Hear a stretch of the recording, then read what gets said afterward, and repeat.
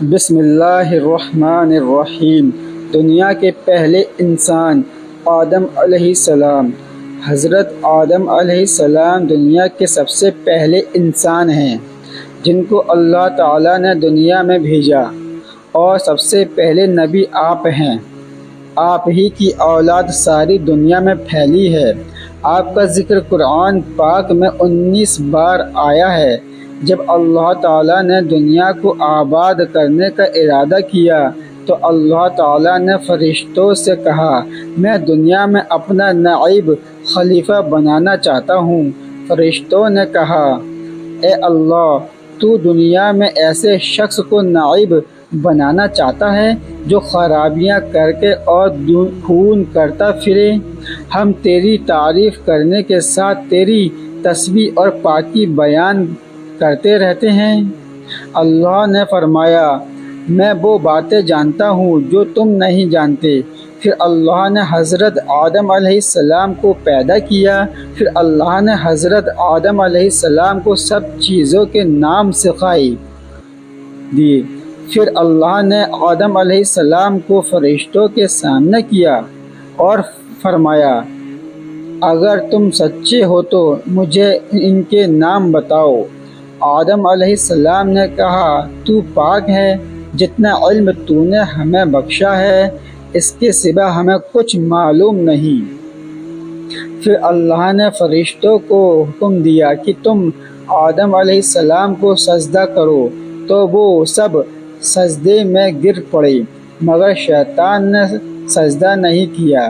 پھر اللہ سے شیطان نے کہا، یہ مٹی کا اور میں آگ کا، اس کو سجدہ کیسے کروں؟ شیطان نے اللہ کا حکم نہیں مانا۔ اللہ کو غصہ آیا۔ اللہ نے شیطان کے گلے میں لعنت کا طوق ڈال دیا۔ پھر اللہ نے شیطان کو جنت سے نکال دیا۔ پھر اللہ نے آدم علیہ السلام کی پسلی سے حوا علیہ السلام کو پیدا کیا جو آدم علیہ السلام کی بیوی ہیں اور سارے انسانوں کی ماں ہیں۔ پھر اللہ نے آدم علیہ السلام سے کہا، تم اور تمہاری بیوی جنت میں رہو اور کہا جہاں سے چاہو کھاؤ پیو، مگر ایک خاص درخت کے متعلق حضرت آدم علیہ السلام کو منع کر دیا کہ اس کے قریب بھی نہ جانا ورنہ تم بھی نافرمانوں میں سے ہو جاؤ گے۔ اس طرح اللہ نے حضرت آدم علیہ السلام کا امتحان لیا کہ دیکھیں یہ ہمارا کہنا مانتے ہیں یا بھول جاتے ہیں۔ شیطان جو پہلے ہی حضرت آدم علیہ السلام سے ناراض تھا، ان کی وجہ سے وہ اللہ کے دربار سے نکال دیا گیا تھا اور اللہ کی لعنت اس پر ہوئی۔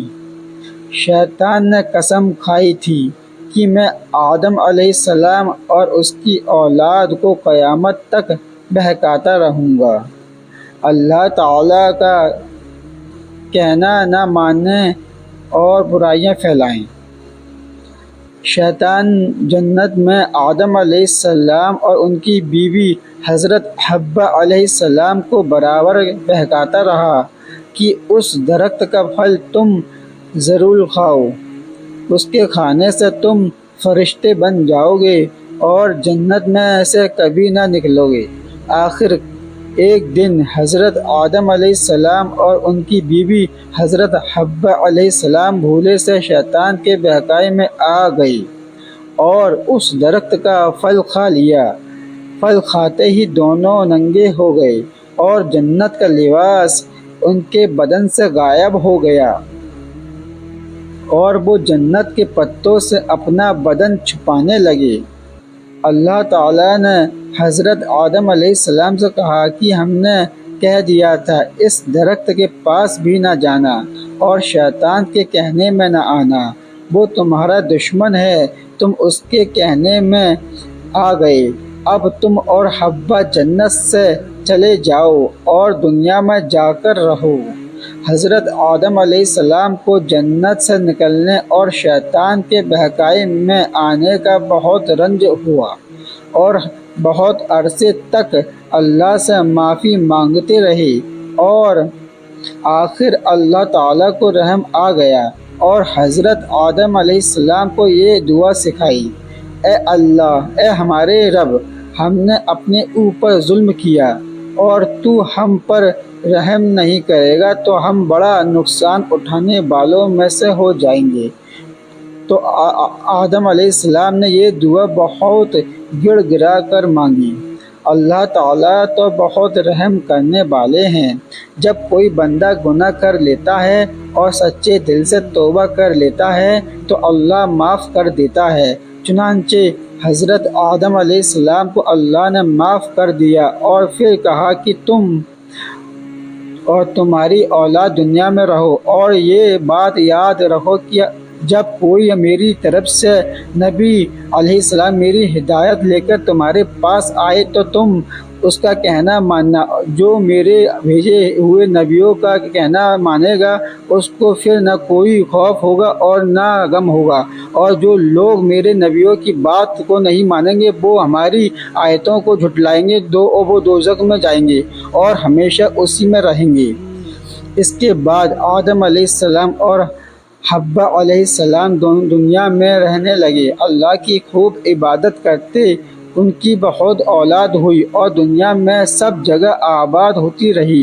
حضرت آدم علیہ السلام اپنی اولاد کو یہی بات بتاتے رہے کہ تم کبھی شیطان کے کہنے میں نہ آنا، وہ ہمارا دشمن ہے اور ہم کو بری باتیں کرنے کے لیے بہکاتا رہتا ہے۔ ہمیشہ اللہ کی عبادت کرنا، سچ بولنا، کسی پر ظلم نہ کرنا، ایک دوسرے کے نیک کاموں میں مدد کرتے رہنا۔ آخر کار حضرت آدم علیہ السلام 900 سال زندہ رہ کر وفات پا گئے۔